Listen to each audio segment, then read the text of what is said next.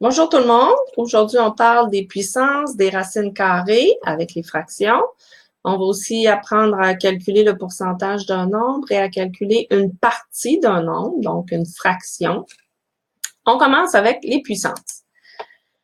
Si tu te souviens au début de l'année, quand on a abordé les exposants, le truc que je t'avais donné, c'est va voir ce qui est en avant. C'est quoi le nombre ou le symbole qui est tout juste en avant de mon exposant 2?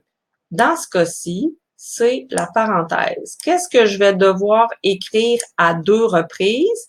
C'est tout ce qu'il y a à l'intérieur de ma parenthèse. Donc, 3/4 fois 3/4. Et là, ça se ramène à une multiplication fraction. Tu te souviens, en début d'année, les exposants, quand on les calculait, ça se ramenait toujours à des multiplications répétées. Donc, quand on multiplie des fractions, on multiplie ligne par ligne, les numérateurs ensemble, les dénominateurs ensemble. 3 fois 3, ça fait 9. 4 fois 4, ça fait 16. Deuxième exemple. Toujours le même principe. Je m'en vais voir qu'est-ce qui est devant mon exposant. Le symbole qui est collé sur l'exposant 2, c'est la parenthèse. Donc, c'est ce qui est à l'intérieur de cette parenthèse-là que je dois répéter à 2 reprises parce que mon exposant est 2. Ce qui va me donner 3 fois 3 sur 4. 3 fois 3, tu sais que ça fait 9. Donc, 9 sur 4. Le 4, lui, ne change pas.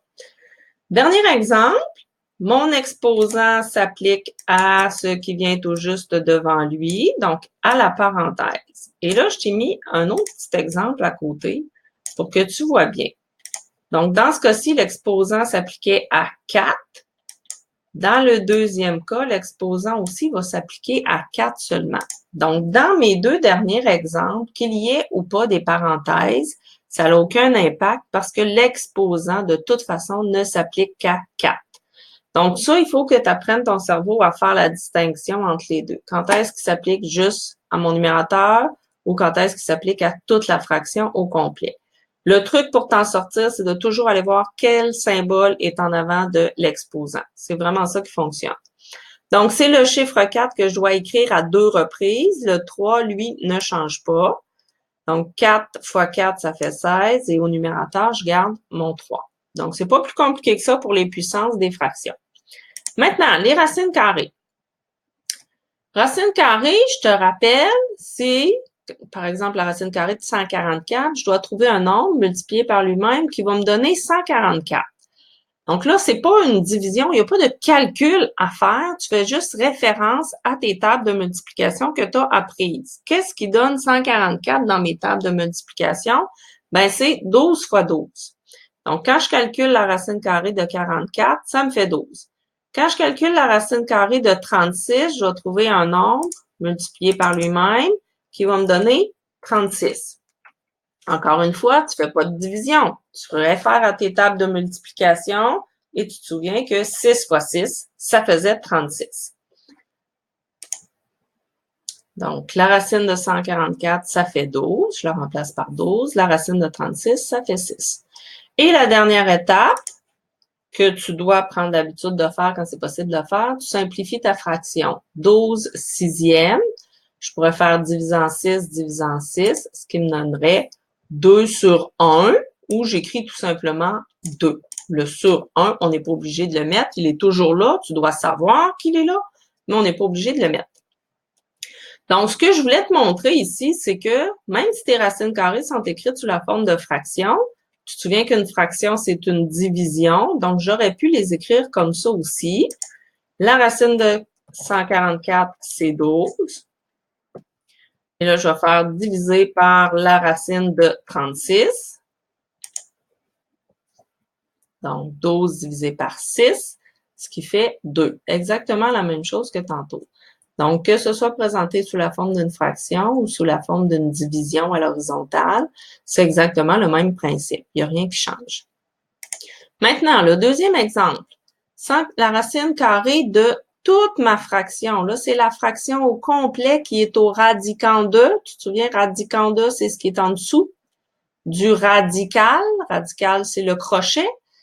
Puis la racine, ben, c'est la réponse. Donc, quand mon radicand de est une fraction, je peux transformer ce problème-là pour exactement la même chose que celui-là. Et on va en faire la preuve. Il faut que je trouve deux nombres qui multipliés ensemble vont me donner 144 et deux nombres qui multipliés ensemble vont me donner 36. Donc, je t'ai placé un exemple pour que tu me suives bien. Je dois trouver une fraction qui multipliée par elle-même va me donner 144 sur 36. Comme les fractions, on fait la multiplication ligne par ligne, ben ça me ramène à trouver un nombre multiplié par lui-même qui va donner 144 et un nombre multiplié par lui-même qui va donner 36. Ça veut donc dire de calculer la racine carrée de 144 et calculer la racine carrée de 36. Donc, cette question-là ici, c'est exactement le même problème que celui-là ici. Je peux changer celle-là pour travailler de la meilleure façon, si c'est plus simple pour moi, avec l'autre calcul qu'on avait ici. Donc, ces deux démarches-là sont exactement identiques. À toi de voir laquelle des deux tu préfères travailler, mais ça va te donner exactement le même résultat. La réponse va être 12 sur 6, comme on avait ici, et 12 sur 6, une fois simplifié, mais ça fait 2.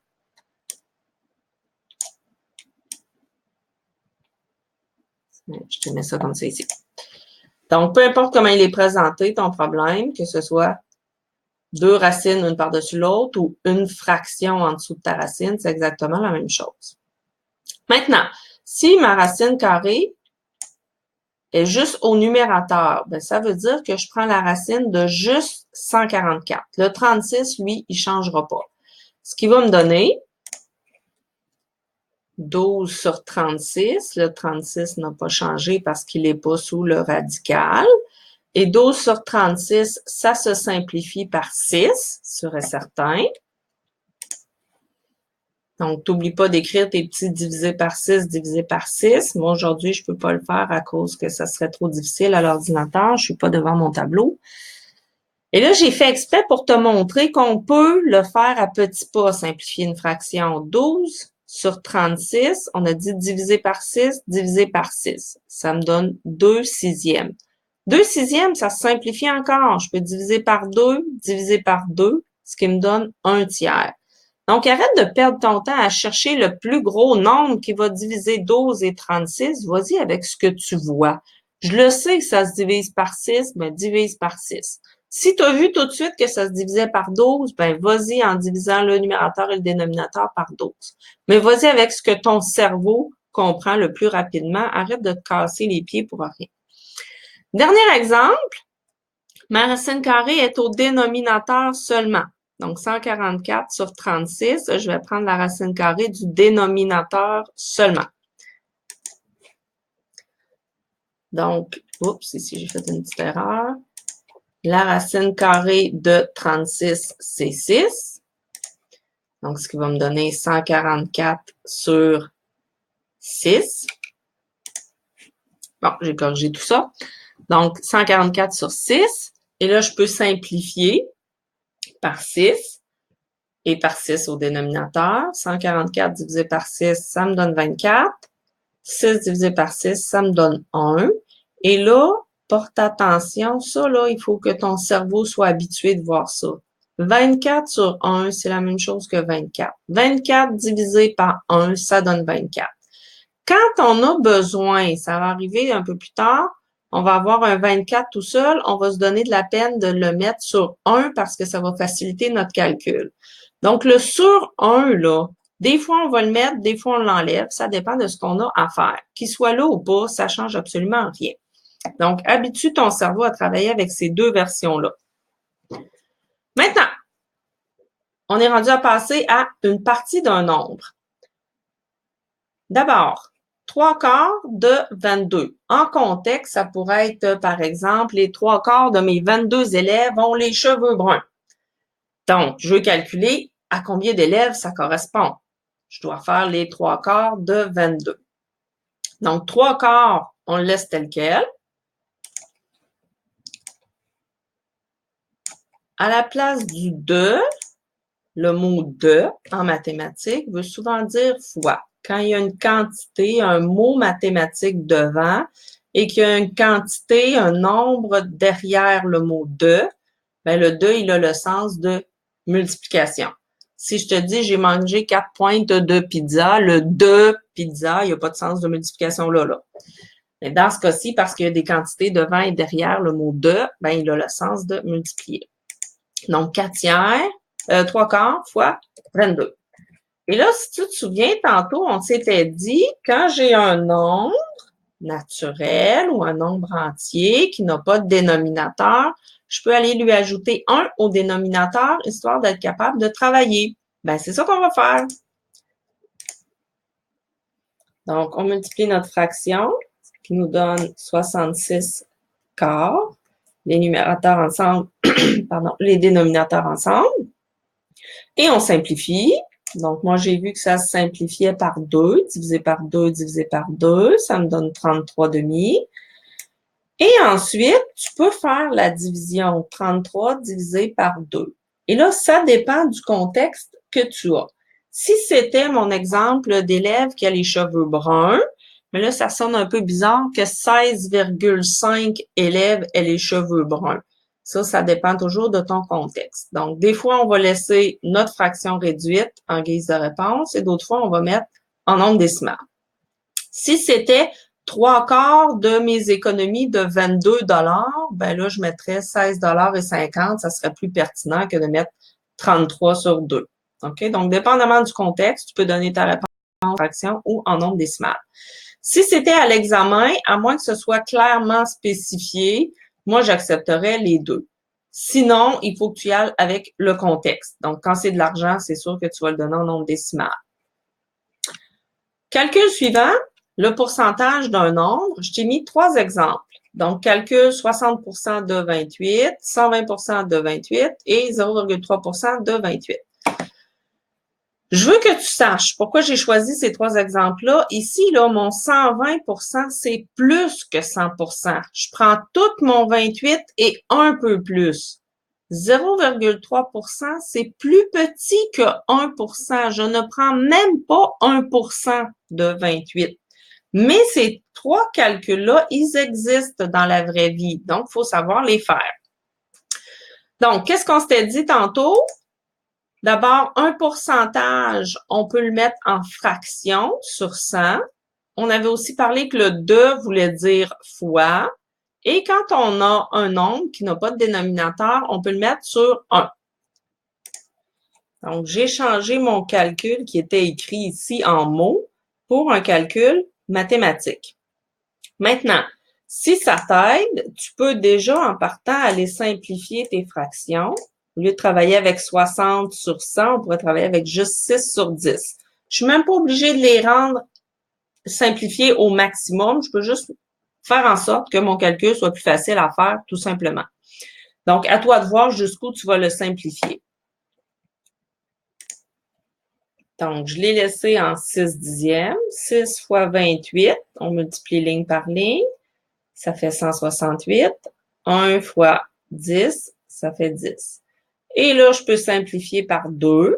Donc, 168, ça me donne 84. 10 divisé par 2, ça me donne 5.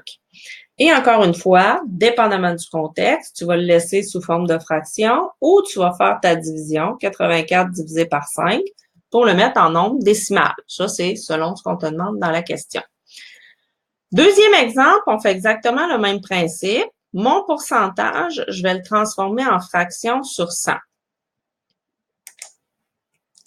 Donc, 120%, ça fait 120 sur 100. Encore une fois, je peux aller me débarrasser de ce qui est trop lourd.